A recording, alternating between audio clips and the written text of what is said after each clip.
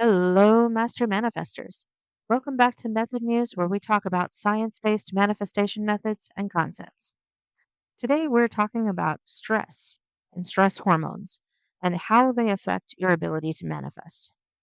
So, the big question is, does stress block your ability to manifest? Well, it depends.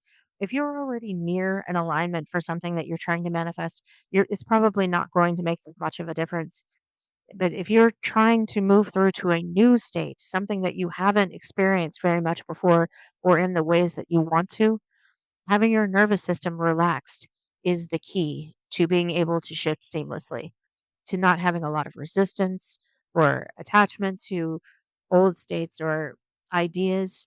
You need to keep the cortisol low and not be in a state of survival. You need to be relaxed and feel safe. Otherwise, you're going to be focusing on threats instead of opportunities. You're going to be focusing on trying to find safety rather than opening up and expanding your experience, which is what we're really trying to do when we manifest. And long term stress actually shrinks your ability to think creatively and to solve problems or make effective decisions. It just gets you in a constant state, fight or flight, and worrying and not feeling open to new ideas. Adrenaline drives that reactive emotional factor. Usually, that's that fight or flight, immediate, either run, fawn, fight, something. It's the intense stress trigger that I might die, so I need to do something right now.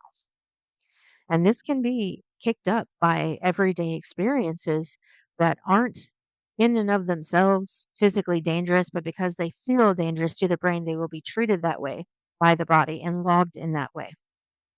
And repeatedly getting triggered reinforces those neural pathways so that you just keep getting triggered over and over again. Sometimes you get triggered just by thinking about the thing. And it's repetition that you need to be careful of. So you need to be running interrupts and check ins to pause when those triggers kick up and you feel your chest tightening and you feel your stomach getting hot and you feel your hand shaking and that anxiety starts kicking up. That's when you kick into your breath work. You breathe, you relax, you let it in, but you don't let it take over. And that's what managing stress is all about, is not trying to not be stressed. You're going to get stressed. We're human beings. We're living in very fragile bodies that are primed for survival. So yeah, we're going to get stressed out. That's okay.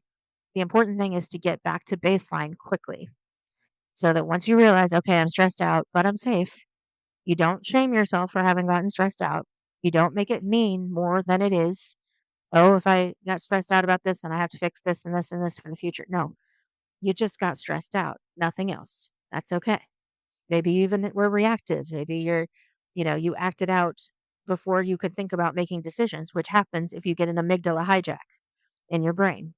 Your nervous system is going to supersede anything that it thinks is a life or death situation. So, reducing stress lets you move about in the world more confidently with the feeling that no matter what happens, you can handle it. You're safe, nothing bad is happening, and you can focus on your intentions and your desires. And you can be more open to opportunities for manifestation. So, I hope this has helped you understand a little bit more about how stress and stress hormones affect your body and your ability to manifest. Thank you for listening. Please like, subscribe, and sign up for the Method Muse newsletter in the description below.